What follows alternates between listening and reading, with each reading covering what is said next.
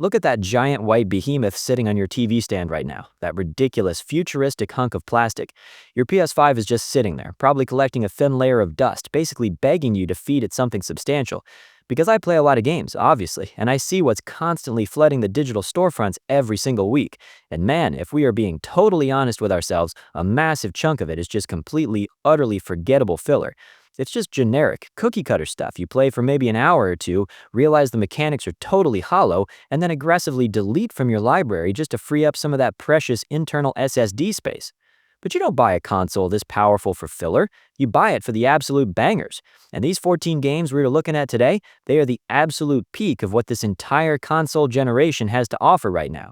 We are talking unanimous perfect scores, and I don't mean that fake inflated industry hype where everyone just pretends a game is a masterpiece because it has a ridiculously huge advertising budget plastered over every billboard in Times Square.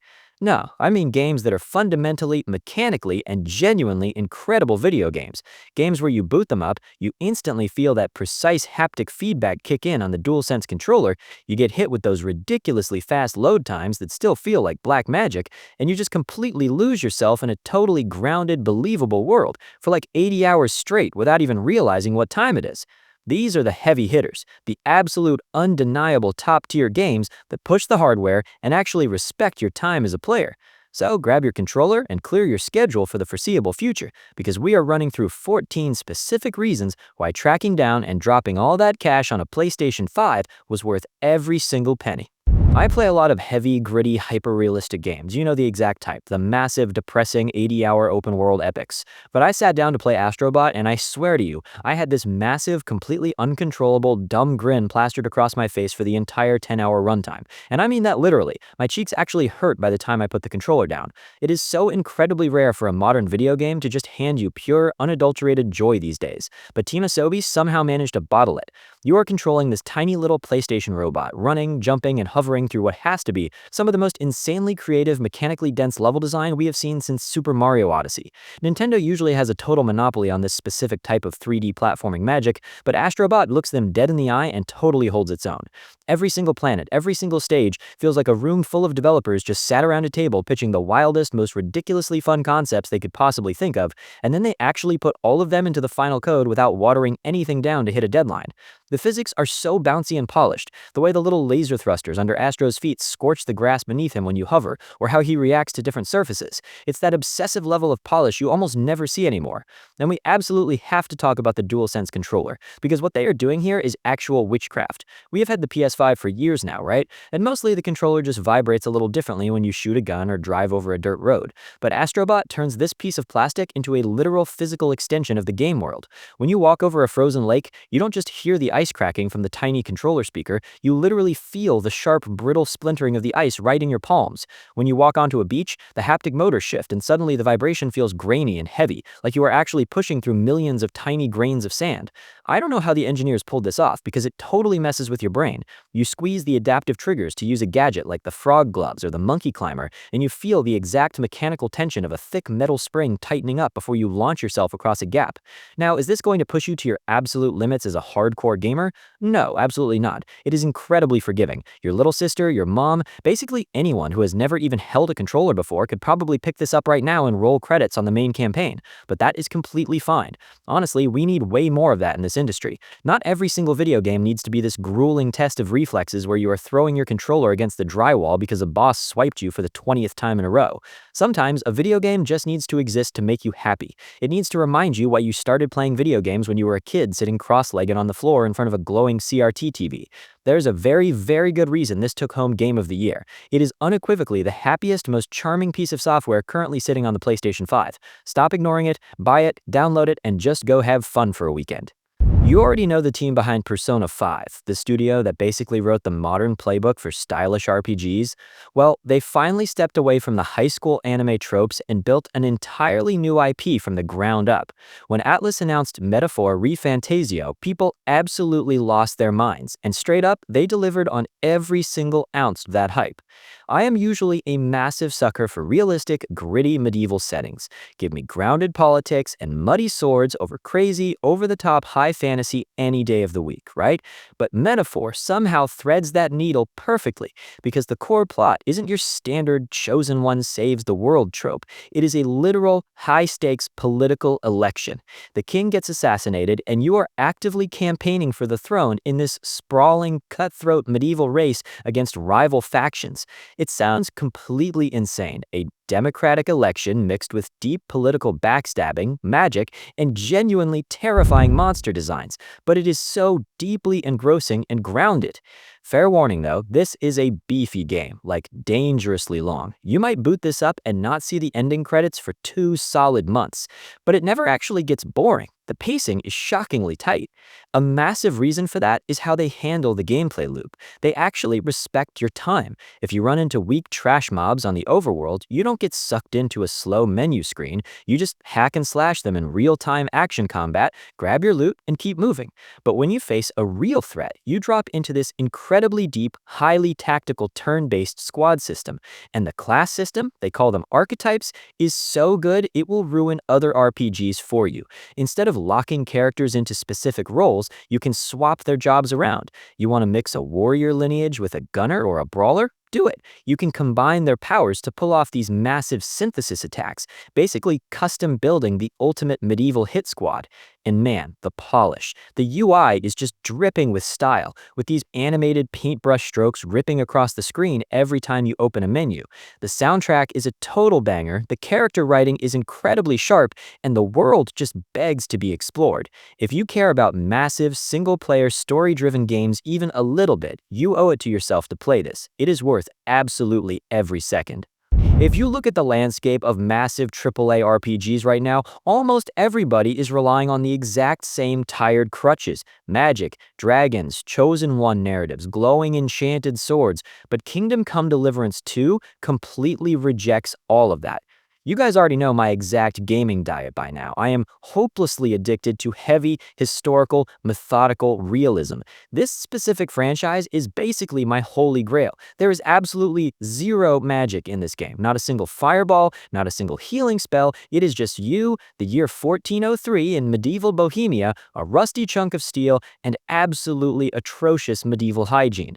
Warhorse Studios had the absolute nerve to drop the first game and make it a pure, uncompromising historical simulation, and people totally ate it up. But the sequel, it takes that incredibly punishing foundation and completely refines the entire engine. The combat system here is beautifully brutal. They actually streamlined the directional attack star from 5 points down to 4, up, down, left, right, which sounds simpler on paper, but they heavily raised the actual skill ceiling. You cannot just spam master strikes anymore to automatically win every single duel. You actually have to mirror the exact angle of your opponent's blade to pull off a perfect parry. Polearms only give you 3 angles of attack, and the animation blending is just staggering. Sword fights are not these highly choreographed, flashy anime dances. They are desperate, exhausting, muddy scrambles. You physically feel the crushing weight of the plate armor. You constantly have to watch your stamina bar because getting winded in a fight against 2 random roadside bandits means you are getting violently put in the dirt.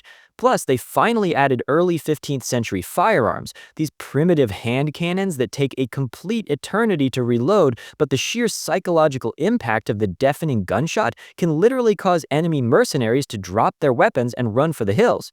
And from a purely technical perspective, CryEngine is pushing some unbelievable photogrammetry here. The map is roughly 32 square kilometers, basically double the size of the first game, split between the rural forests of Trotsky and the massive, insanely dense urban sprawl of Kutenbeck.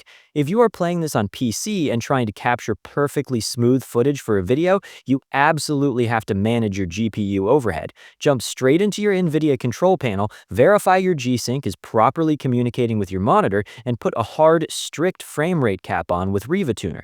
Rendering an entire dense medieval city with hundreds of fully scheduled NPCs going about their daily, highly complex routines will absolutely tank your frame pacing if you do not lock it down tight.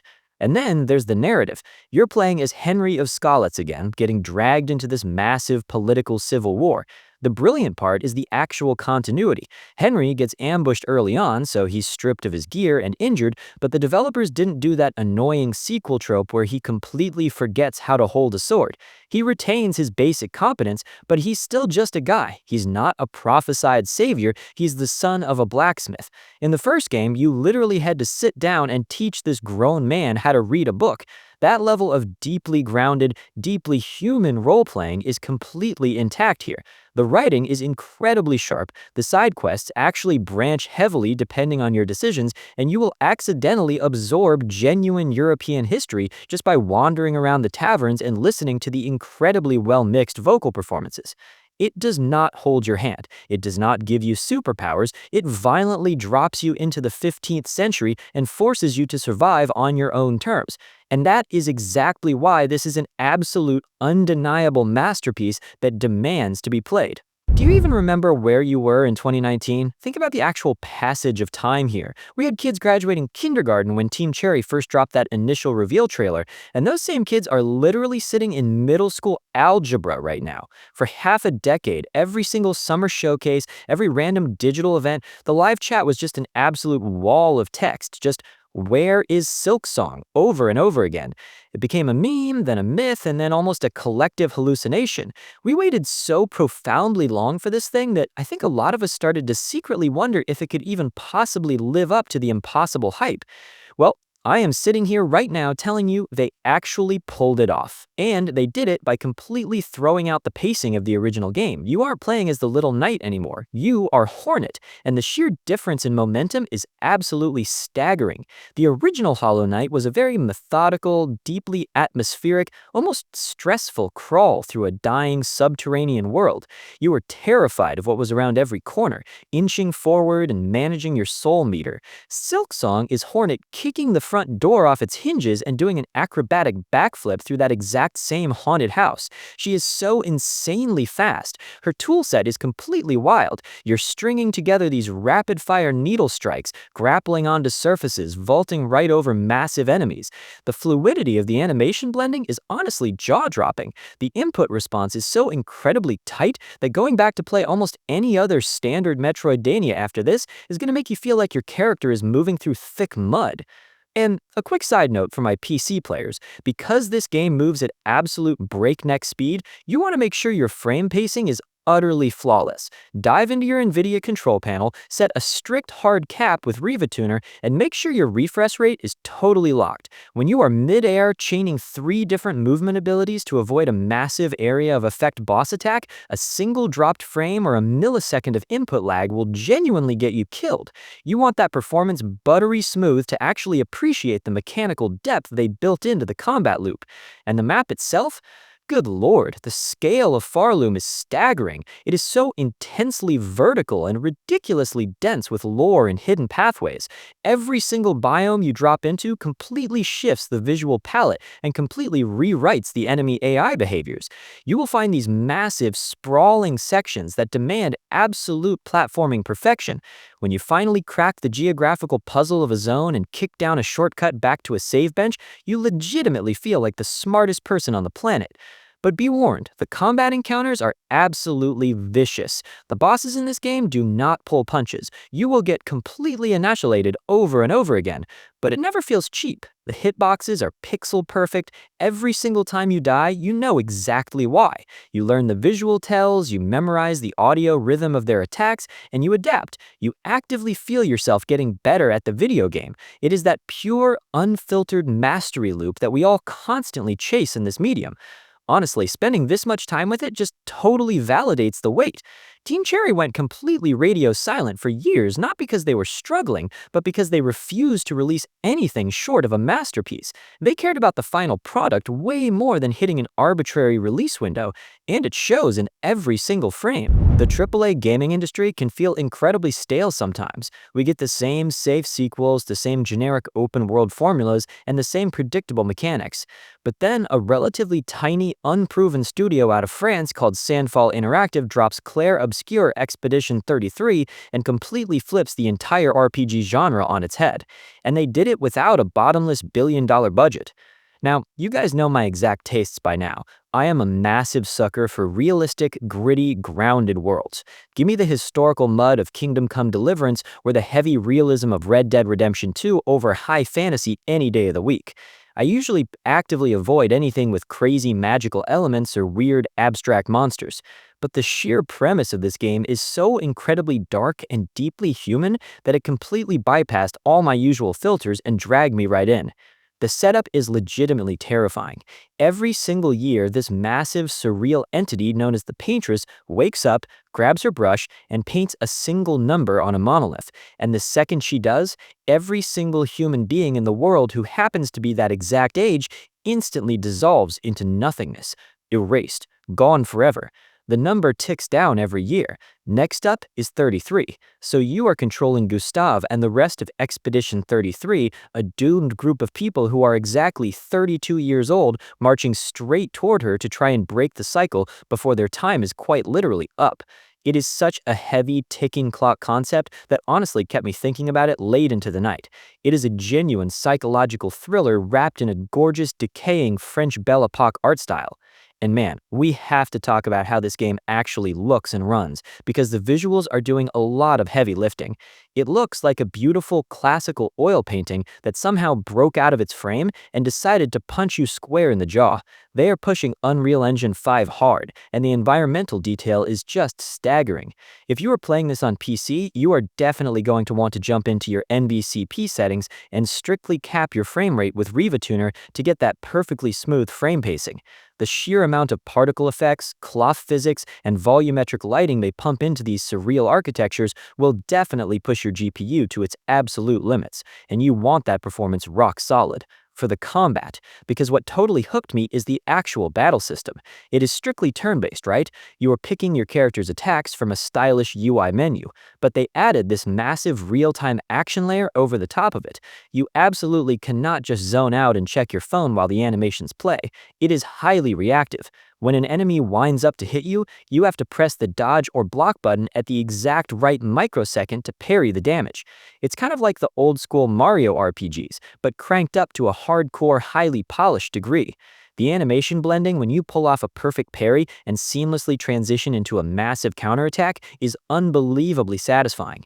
You have to actively read the enemy tells, learn their attack patterns, and manage your squad's positioning constantly. The audio design perfectly matches that intensity too. The voice acting is so natural and heavy with emotion. Honestly, as someone who spends way too much time messing around with audio datasets and training voice models on a local machine, I can instantly recognize when vocal tracks are poorly mixed or have that weird background hiss. But the isolation on the character dialogue here is incredibly crisp and clean, which makes the desperate banter between your party members hit so much harder. You can hear the actual exhaustion and fear in their voices. The story is razor sharp, the character dynamics feel totally authentic, and the world building is easily one of the most wildly original concepts I have seen in years. This game absolutely came out of nowhere and proved that you do not need a massive corporate machine to make something memorable. You just need a studio with big, bold, uncompromising ideas and the raw talent to execute them. If you care about single-player games at all, do not let this one slip under your radar. To a lot of people, the original 1997 release of Final Fantasy VII is basically a sacred text. It is the absolute holy grail of role-playing games from the PS1 era. So when Square Enix announced they were entirely remaking it, but literally slicing the original narrative into 3 massive, standalone $60 games because the sheer scale was just too big for one engine to handle, people were highly, highly skeptical. But we are currently on part 2. Final Fantasy VII Rebirth. And man, this is where the training wheels completely come off. The first game trapped you entirely inside the grimy, claustrophobic cyberpunk slums of Midgar, but Rebirth kicks the steel doors open and dumps you right into this staggeringly massive, vibrant open world. Now, you guys know my tastes. I usually lean way more toward grounded, gritty, realistic stuff. Give me the mud and the slow, methodical pacing of Red Dead Redemption 2 or Kingdom Come over spiky anime hair and giant buster swords any day of the week. But the world design here is so dense and meticulously handcrafted that it completely pulled me in regardless. You step out into the grasslands region for the first time, and the sheer draw distance, the lighting engine catching the dust in the air, the way the foliage physically reacts to the wind, it is genuinely a technical marvel. The PS5 hardware is fighting for its absolute life trying to render these sprawling, seamless regions without load screens. Honestly, the performance mode on console launched with some pretty rough image scaling, and my PC-centric brain is already agonizing over when this finally hits Steam. I am counting the days until I can dive into the NVCP settings, lock a rock-solid frame rate with Riva Tuner, and actually clean up that blurry image quality with some proper brute force hardware. But even with the console limits, the actual moment-to-moment gameplay loop is incredibly polished. The combat system is easily the best action RPG hybrid on the market right now. You absolutely cannot just mash the square button. If you try to brute force your way through a boss fight, the enemy AI will severely punish you. It is this brilliant, high-stress balancing act of dodging and parrying in real-time action to build up your ATB gauge, and then freezing time to issue specific tactical spell commands. The animation blending is ridiculous. Switching Cloud from his standard operator stance to the heavy, counterattack-focused Punisher mode feels incredibly weighty and satisfying. And they added these new synergy skills where two party members team up for massive, highly choreographed tag team attacks, and the camera work during these moves is just pure cinematic hype. And we completely have to talk about the side content because the developers fundamentally lost their minds here. There are full-blown minigames hidden inside of other minigames. It is essentially Yakuza levels of distraction. You have fully fleshed out chocobo racing with drifting mechanics, stamina management, and deep gear customization. You can literally sit down at a piano in a random town and freely play actual sheet music using the analog sticks. And then there is Queen's Blood. This is a deck-building card game baked directly into the world that is so aggressively addictive, you will completely abandon the urgent main questline to hunt down random shopkeepers just to take their rare cards. Now, is the story totally off the rails? Oh, 100% yes. The writers threw in alternate timelines, weird whispering destiny ghosts, and multiversal concepts that practically require a corkboard and string to fully understand. It gets undeniably messy. But the saving grace is the actual party dynamics. The casual banter between Cloud, Tifa, Barrett, and Aerith feels so incredibly human and natural. The voice acting is so ridiculously clean and well mixed. Honestly, as someone who messes around with audio processing and training voice models on a local machine, listening to the isolated vocal tracks in this game is a masterclass in studio recording. You can hear every subtle breath and emotional inflection without an ounce of weird background hiss. They feel like a real group of friends on a massive, chaotic road trip. The team over at Capcom basically looked at the unbelievable, record-breaking success they had with Monster Hunter World a few years back, and instead of just playing it safe, they completely lost their minds. They looked at the board and said, what if we took absolutely everything that made that game special and just aggressively multiplied it?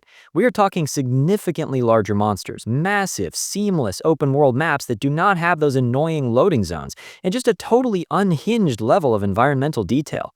Now, you guys already know my exact tastes. I am highly biased toward grounded, gritty, realistic stuff. Drop me into the heavy mud of Red Dead Redemption 2 or the historical realism of Kingdom Come Deliverance, and I am in my absolute comfort zone. I usually completely bounce off of games featuring giant fantasy monsters and oversized anime swords, but Monster Hunter has always been the one massive exception, completely bypassing my usual filters because the world actually feels like a functioning, believable ecology. These aren't just generic video game bosses standing in a circular arena waiting for you.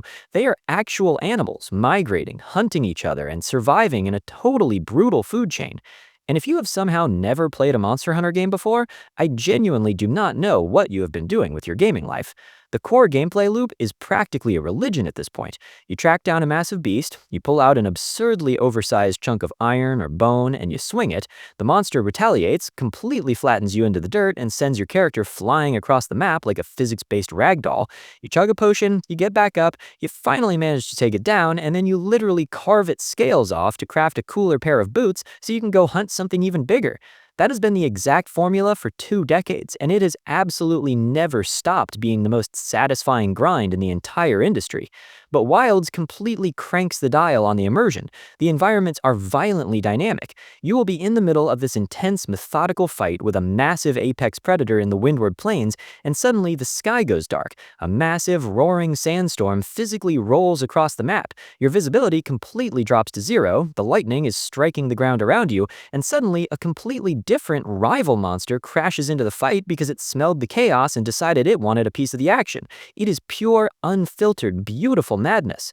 And from a strictly technical standpoint, rendering all of that weather physics and giant monster AI at the exact same time is incredibly heavy on the CPU.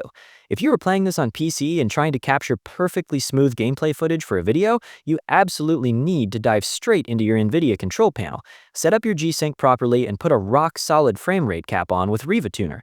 When two massive beasts are slamming into each other during a thunderstorm with particle effects flying everywhere, a single frame time stutter will completely ruin your dodge timing and get you instantly carted back to camp. We also have to talk about the combat mechanics, because there are 14 different weapon types, and calling them weapons is almost an insult. They are entirely different combat engines. A player maining the greatsword, perfectly timing a true charge slash to connect right on a monster's jaw, is playing a completely different video game than an insect glaive user who is literally vaulting through the air and helicoptering over tail swipes. And the animation polish is insane. When your weapon connects with a weak spot, you get that heavy, split-second hit-stop frame that makes the impact feel incredibly meaty and violent.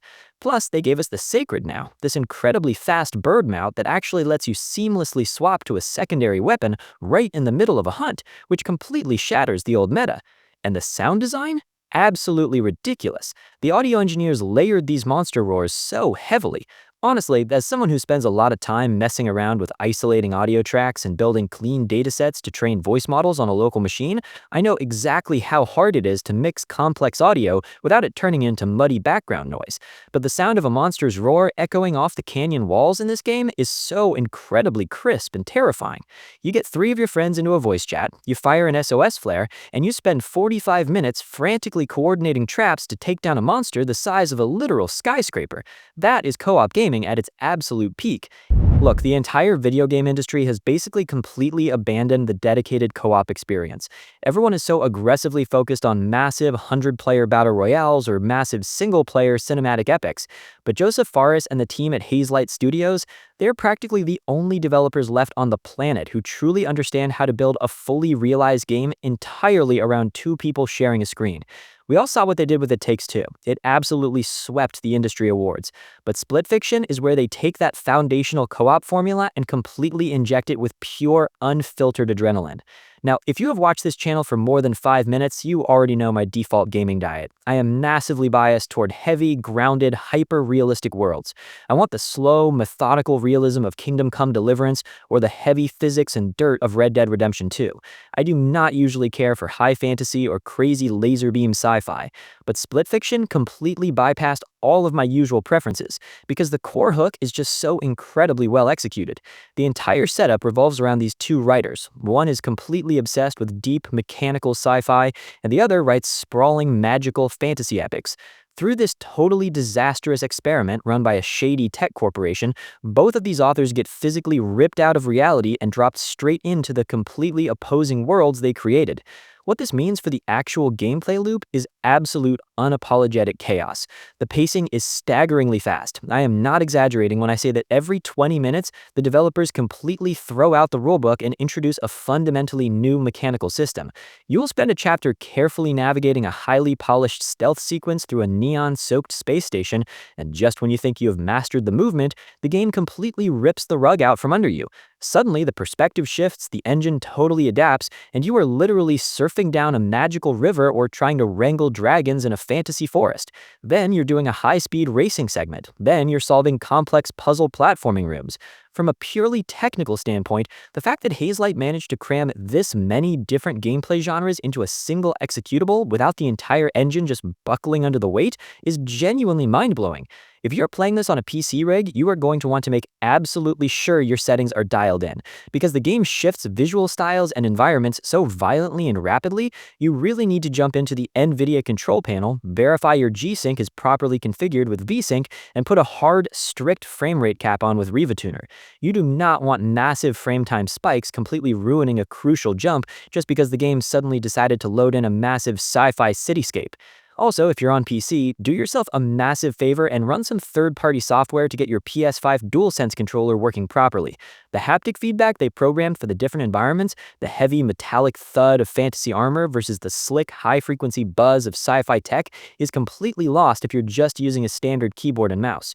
But there's a massive catch here, and you absolutely need to know this before you buy it.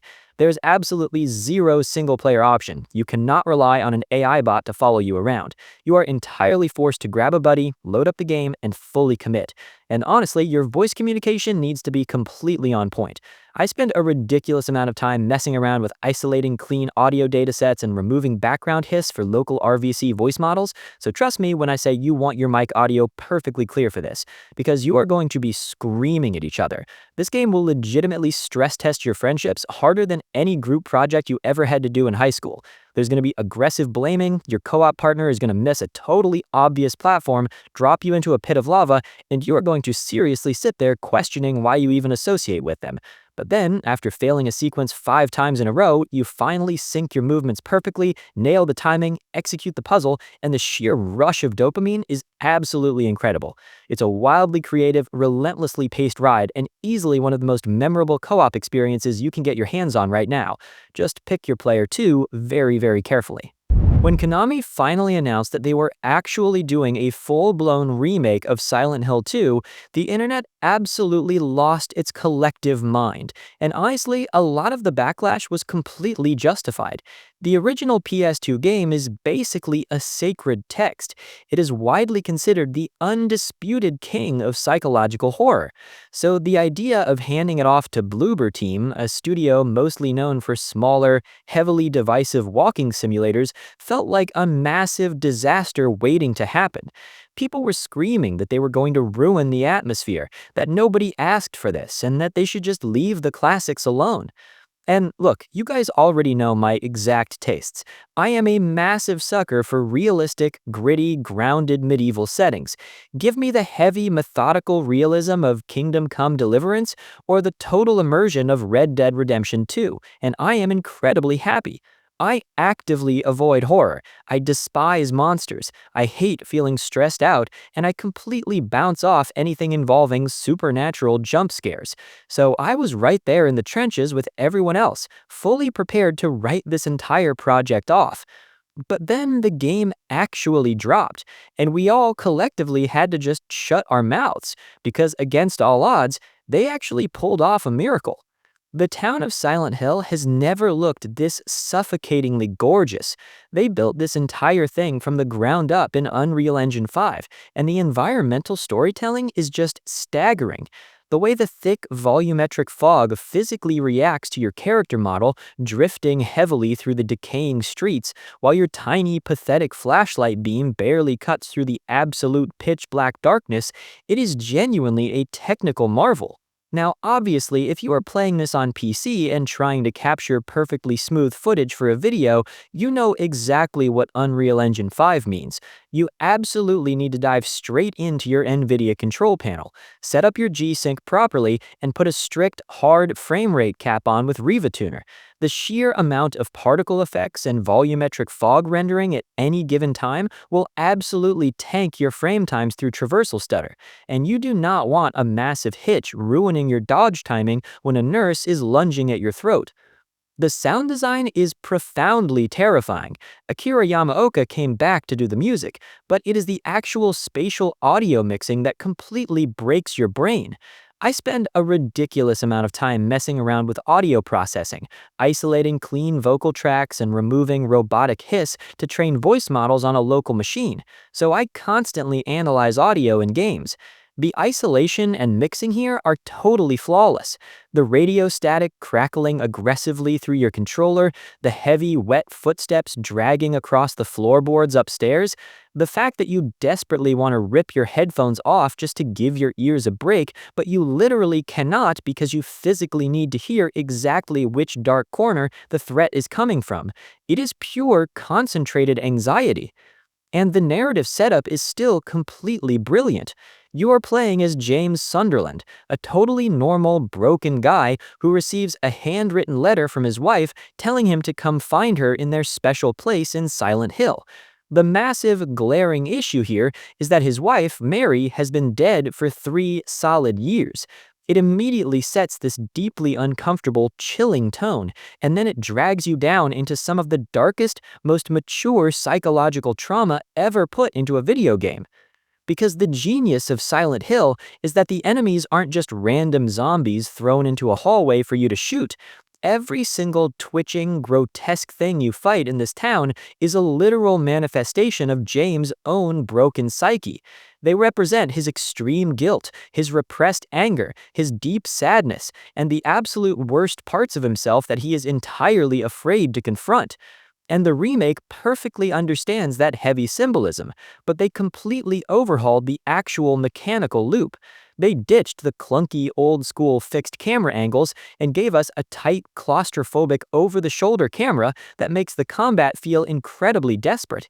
You are swinging a rusted steel pipe or a wooden plank, desperately managing your stamina, trying to perfectly time your dodges. Every single impact feels incredibly heavy, violent, and exhausting. You genuinely feel like a guy who has no idea how to fight, fighting for his absolute life. Is it actually scary? Oh, it is profoundly terrifying. I play games for a living and I still had to physically pause the game, take a walk around my house, and just breathe for a few minutes. Whether you want to play it alone in the complete dark with your headphones completely cranked to maximize the terror, or you want to keep all the lights on so you can actually manage to sleep tonight, do not skip this. It treats the original masterpiece with total, uncompromising respect while completely modernizing the execution. Play it.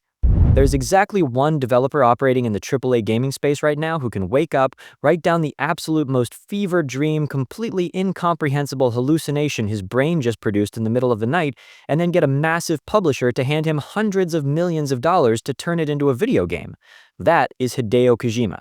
And Death Stranding 2 on the beach is easily the most wildly unhinged, visually staggering thing he has ever directed. Now, you guys know my exact tastes by now. I am a massive sucker for realistic, gritty, grounded worlds. Drop me into the heavy mud of Red Dead Redemption 2 or the historical, methodical realism of Kingdom Come: Deliverance, and I am incredibly happy. I usually completely bounce off anything involving supernatural ghost monsters or weird abstract sci-fi concepts, but the sheer mechanical depth of the first Death Stranding completely broke through my usual filters. Everyone joked it was just a glorified Amazon delivery simulator, right? You were literally trudging across a totally broken, post-apocalyptic America, carrying massive stacks of cargo, managing your boot durability, desperately trying not to trip over loose rocks, all while a literal baby strapped to your chest cried through the actual PS5 controller speaker. And somehow, against all conventional gaming logic, it was an absolute mechanical masterpiece. Death Stranding 2 takes that incredibly divisive, highly methodical gameplay loop and just completely shatters the ceiling. Sam Porter Bridges, played by Norman Reedus, obviously, is back, and the traversal mechanics look even more intensely punishing and satisfying. The terrain mapping in the Decima engine is just unbelievable. Every single rock, every muddy slope, every rushing river physically reacts to your weight distribution. You have to actively read the topography of the world. And the visual fidelity, it is absolutely melting the current hardware.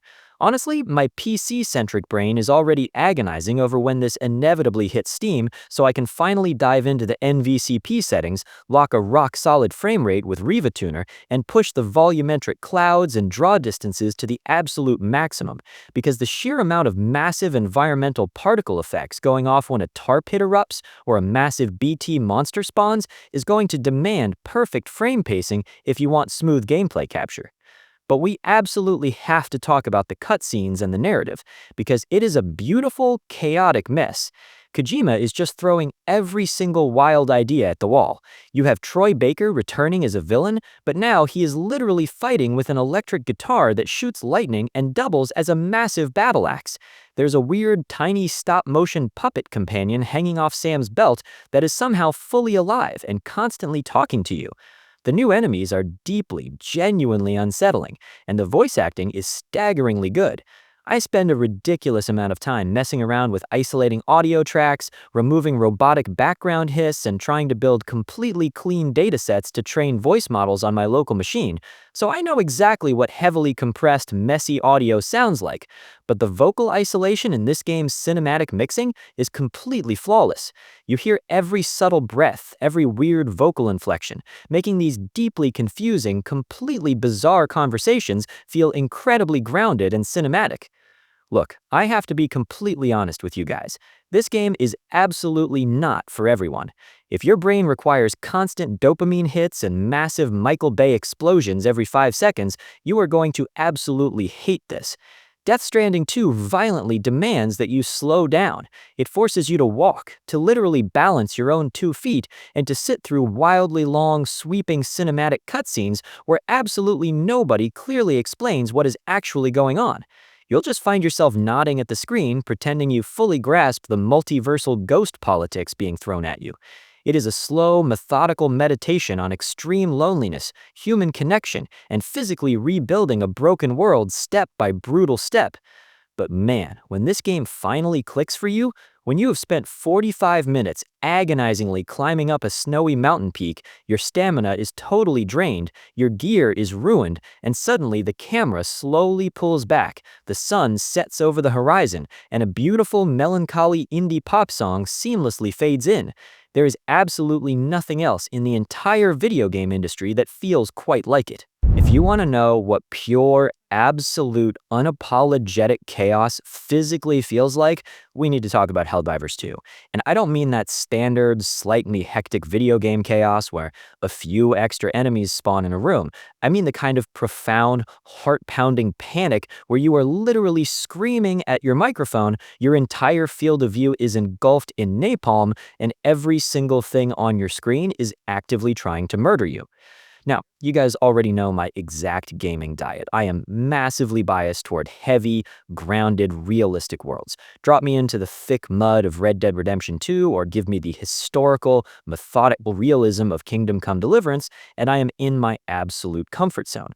I usually completely bounce off of live service multiplayer shooters, and I actively avoid anything involving giant bugs or sci-fi robots.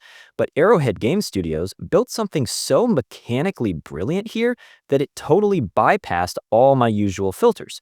The entire setup is this brilliant, biting satire. You are dropping into active war zones as a totally expendable shock trooper fighting for Super Earth, aggressively spreading managed democracy across the galaxy by shooting massive Terminid bugs and heavily armored automaton robots. It leans so heavily into that Starship Troopers parody, and it completely commits to the bit. You are literally saluting the flag before you drop in, the loading screens are hilarious fake propaganda posters, and the entire vibe is just dripping with this thick, sarcastic humor right before a bug the size of a city bus completely flattens your squad. But mechanically, the game is a total marvel, especially when you consider the sheer technical reality behind it. Arrowhead literally built this game on Autodesk Stingray. That is an archaic, completely discontinued game engine that officially died back in 2018. The fact that their engineers managed to take a dead engine and squeeze this level of volumetric fog, particle physics, and massive swarm AI out of it is genuinely unbelievable. If you are playing this on PC, you absolutely have to manage that performance because the sheer amount of visual noise will punish your hardware. You want to dive straight into your NVIDIA control panel, verify your G-Sync is properly communicating with V-Sync, and put a hard, strict frame rate cap on with ReFantazio. When a Bile Titan erupts out of the ground during a planetary meteor shower and 4 different players are calling in orbital 380mm HE barrages at the exact same time, A single frame time spike or micro stutter will completely ruin your dive timing and you will get obliterated. You need that performance rock solid. Because the combat loop is unbelievably dense. It looks like a standard third-person shooter on the surface, but the armor penetration mechanics are practically a simulation. It operates on this deep mathematical scale of armor penetration versus armor value. You cannot just spray a heavy machine gun at a heavily armored charger and expect it to die. If your weapon's AP value is lower than the enemy's armor, you actually see the blue sparks as your bullets physically ricochet harmlessly off the carapace. If it perfectly matches, you get a white hit marker for half damage. You actively have to communicate with your squad, strip off armor plating with a quasar cannon or an expendable anti-tank, and expose the squishy, vulnerable flesh underneath to actually secure the kill. And the sound design matches that intensity perfectly. The weapons sound incredibly heavy, and the vocal performances are just wild. I spend a ridiculous amount of time messing around with audio processing, isolating clean vocal datasets and stripping out background hiss to train RVC voice models on a local machine. So I know exactly what good audio mixing sounds like. The way the audio engineers layered the Helldivers' voices so they physically scream in absolute terror when laying down continuous suppressive fire is incredibly cinematic. The audio isolation makes the chaos feel entirely grounded. But we absolutely have to talk about the friendly fire. Friendly fire is permanently turned on. Always. It is entirely non-negotiable. And instead of ruining the game, it is the absolute foundation of why the game works. You use the D-pad to dial in these massive stratagems, orbital lasers, airstrikes, auto turrets, and they will absolutely kill you without hesitation. When your buddy throws a reinforcement beacon, there is a massive chance the pod crashes directly through your skull. When someone drops a mortar sentry, it will blindly lob explosive shells at a single tiny bug standing right next to you, completely wiping out the entire team. You will absolutely get eliminated by your own friends significantly more than the actual enemy factions. Every single extraction is a total disaster. Every successful mission feels like a complete miracle. And when someone accidentally drops a 500-kilogram Eagle bomb directly on the Pelican dropship, wiping the entire squad right at the finish line, you don't even get mad. You just laugh until your stomach physically hurts. The Like a Dragon series, or Yakuza, if you have been playing these since the PS2 days, is unequivocally the most beautifully unhinged, completely bipolar franchise in the entire gaming industry. Any other developer on the planet would completely buckle under the massive tonal whiplash this series pulls off, but for Ryuga Gotoku Studio, it is the absolute foundation of why these games work so incredibly well. Now, you guys know my exact gaming diet by now. I am a massive sucker for heavy, grounded, hyper-realistic worlds. Drop me into the thick mud of Red Dead Redemption 2 or the historical, methodical realism of Kingdom Come Deliverance, and I am in my absolute comfort zone. I usually actively avoid games with over-the-top anime tropes or absurd magical combat systems, but this series completely overrides all my usual filters because the emotional core of the writing is so raw and meticulously crafted. One second, you're watching a beautifully directed 45-minute cinematic cutscene dealing with incredibly heavy themes like terminal illness, generational regret, and the deep bonds of found family. It is genuinely award-winning, tear-jerking stuff. And then, the very next second, the cutscene ends, you walk down the street, and you are physically beating a grown man to death with a flaming bicycle while dressed entirely as a pirate.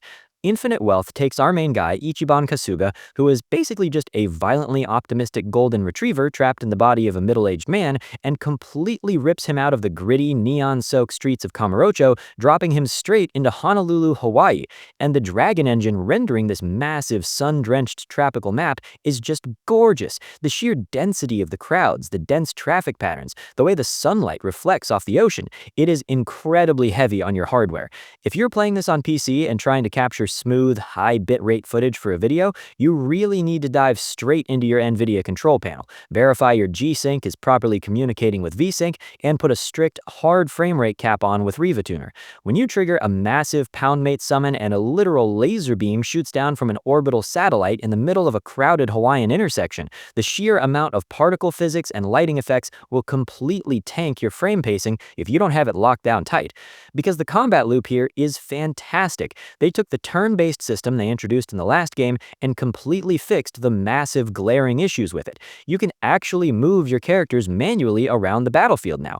Positioning is absolutely everything. You can physically line up your attacks to knock enemies directly into oncoming traffic, or push them right into your party members for brutal, highly animated tag team combo attacks.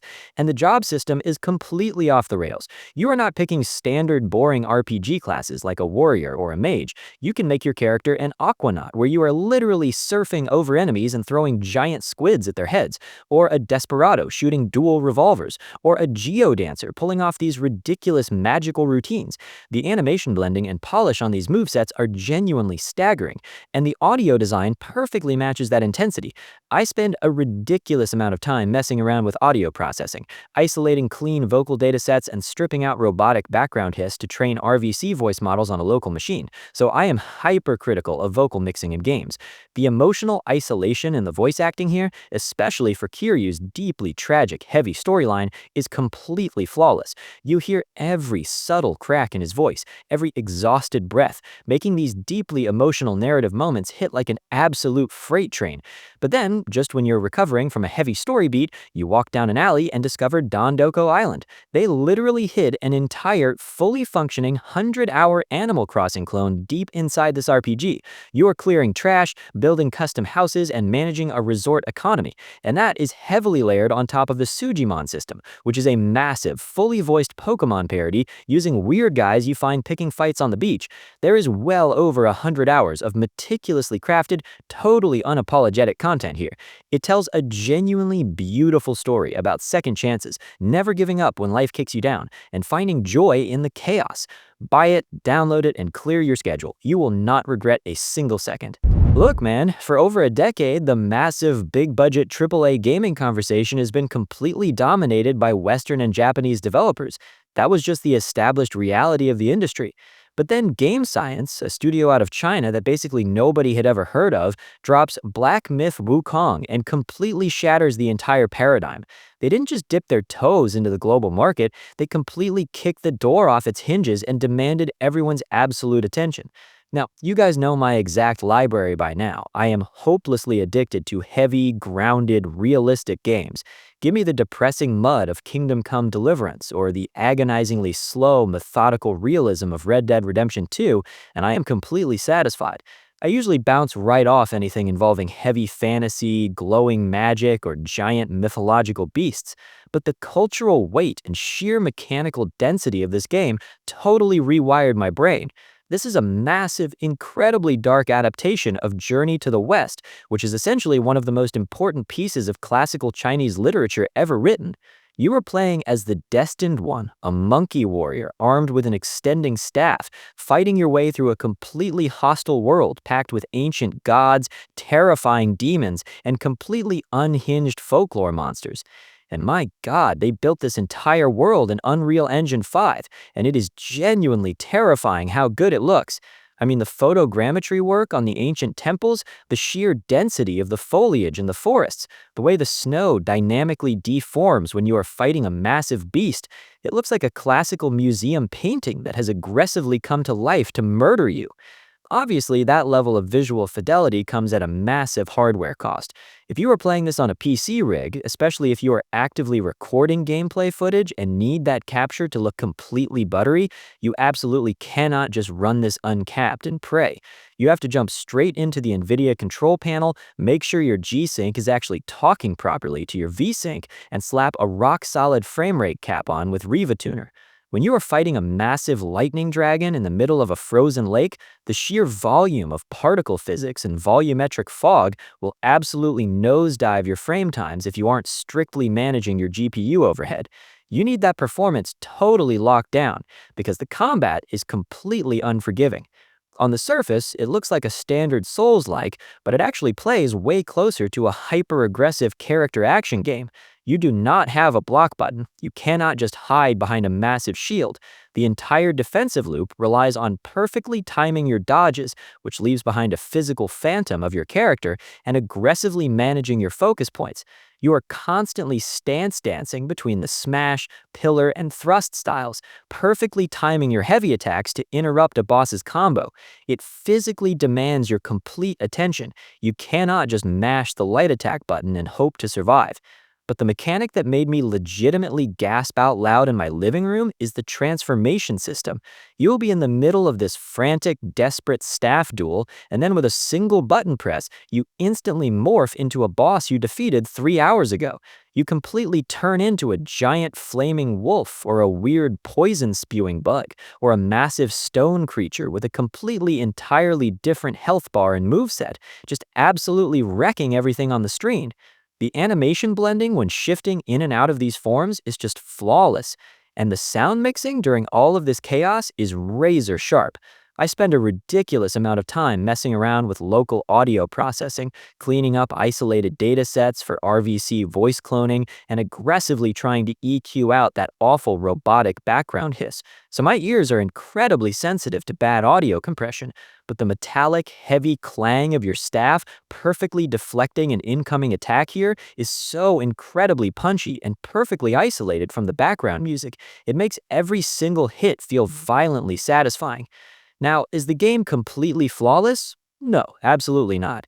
The camera has a complete panic attack when you get shoved into a corner by a boss the size of an office building, and there are a couple of difficulty spikes that feel a little bit cheap, but for a studio's very first swing at a massive global AAA release, it is a staggeringly impressive achievement.